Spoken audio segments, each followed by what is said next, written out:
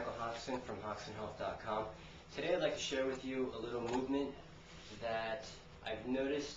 It's really cold in New York City, so a lot of runners or people who enjoy to run, they don't like the way it feels to run in the cold.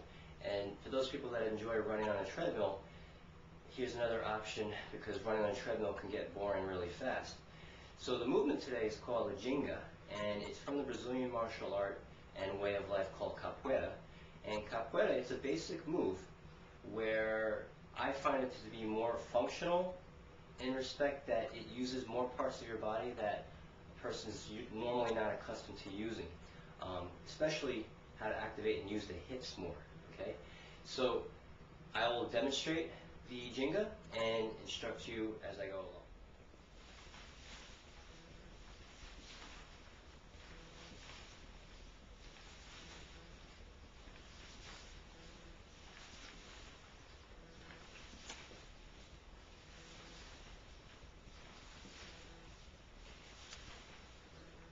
Okay, so basically you start with one leg in front of the other, almost like a lunge position, but it's not really a lunge.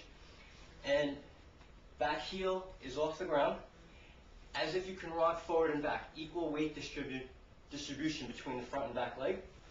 So then whatever leg is forward, the opposite arm comes forward, as if to block your face, protect your face from your opponent, if they're going to kick you or whatnot. So, and the other arm's just hanging out behind, okay?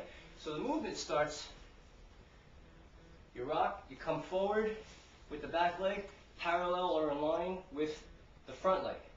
And then from there, the front leg now comes to the back, as you switch arms also, okay, again, to block. So I'll do it in slow motion, just to show you.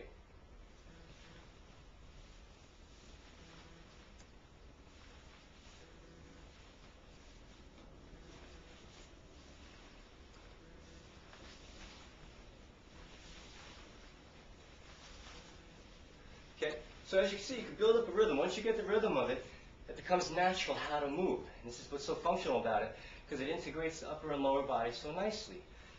But the Ginga movement is more of a hip-dominant movement rather than a knee-dominant. When people make it into a knee-dominant activity, it looks more like a lunge. Like, I'll give you a side view. Instead of bending from the hip, they bend more from their knees, and they're like this. And then they do like a lunge of a Ginga. But to get more out of your Ginga, utilize the hips. Bend from the hips and a little bit from the knees, but it's predominantly more hips, okay? So another thing I like about this is when you're running outdoors, we're used to wearing shoes and sneakers. Not to say that's wrong, but when you do that, we have a lot of nerve receptors on our feet that gives us information, gives the rest of our nervous system and the rest of our body information to how to respond to the ground reaction forces and what we feel underneath our feet. Growing up in civilized society, wearing shoes, we become desensitized. And it becomes very easy for us to develop overuse or repetitive strain injuries or musculoskeletal injuries in general, okay? So a way to rehab or a way to re-stimulate or re-educate our nervous system is training barefooted, okay?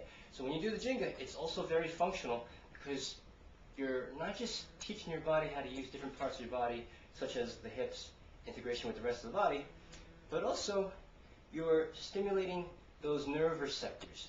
You're bringing life back to those deadened or dormant nerve receptors on the soles of our feet.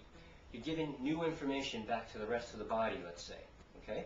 So you could, as far as parameters and how to make a program out of this, just like when you go running or on a treadmill or outdoors, you could basically do the Ginga for time. You could vary the speed, slow, moderate, and fast tempos. You could do it lower, meaning depending on how much flexibility you have in your hips or the rest of your body, you can get down really low as if you're dodging somebody who's going to kick you, and you get down really low to duck, so to speak. Or you could do it a little bit of combination of doing it really low and a little high, just to vary the tempo, to vary the intensity. Now it also helps to do it with some form of music that you feel like moving to. Ideally, you might want to use capoeira music just because that's where it comes from, and it goes with the rhythm of the movement, but you can use any song or any type of music that you enjoy, basically, okay? So this is just another thing that you could do. It's another tool in your toolbox of exercises, and gives a little bit of variety and helps you explore how to use your body differently. So again, you could try this out.